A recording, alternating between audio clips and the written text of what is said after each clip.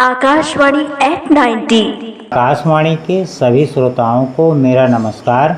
मैं विनोद कुमार साहू, निवासी नगर पंचायत अड़भार, जिला शक्ति। मैं शिक्षक के रूप में कार्यरत हूँ। ये मेरे लिए गौरव की बात है कि आकाशवाणी के 90 वर्ष पूर्ण होने पर श्रोताओं की प्रतिक्रिया के अंतर्गत अन्य श्रोताओं तक अपनी बात पहुँचाने का अवसर प्राप्त हो रहा है। इसके लिए मैं आकाशवाणी को बहुत बहुत धन्यवाद देता हूँ।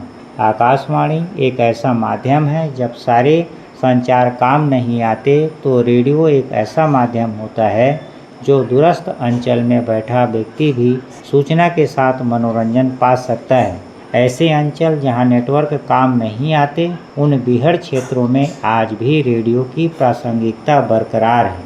चूँकि मैं एक शिक्षक हूँ तथा देश के निर्माण तथा समाज के उन्नति में एक शिक्षक की भूमिका अहम होती है। विभिन्न माध्यमों से प्राप्त वैश्विक घटनाओं, तथ्यों का और उसके अपने देश में होने वाले अनुकूल और प्रतिकूल प्रभाव की जानकारी हमें प्राप्त होती रहती है, पर आकाशवाणी से प्रसारित इन तथ्यों में सटीकता के साथ प्रमाणित जानकारी होती है। मैं आकाशवाणी के कार्यक्रम का नियमित श्रोता हूँ और आकाशवाणी से प्रसारित जैसे युवाणी, किसानवाणी, सुबह प्रसारित होने वाले रामचरितमानस मुझे आनंदित करते हैं। सूचना, शिक्षा, मनोरंजन का अनूठा संगम है ये आकाशवाणी, और मुझे खुशी इस बात की है कि किसी भी जाति, धर्म व संप्रदाय में बिना भेदभाव किए देश में एकता और सौहार्द्रता के भाव लिए कार्यक्रम आकाशवाणी प्रसारित करता है।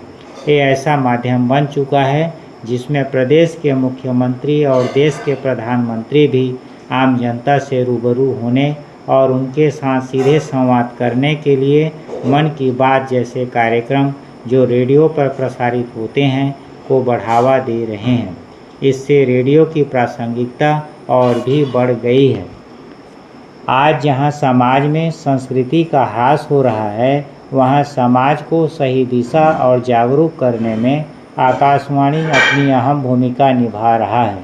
अंत में मैं आकाशवाणी प्रसारक व स्टाफ को 90 वर्ष पूर्ण होने पर हार्दिक बधाई और शुभकामनाएं देता हूं। जय छत्तीसगढ़।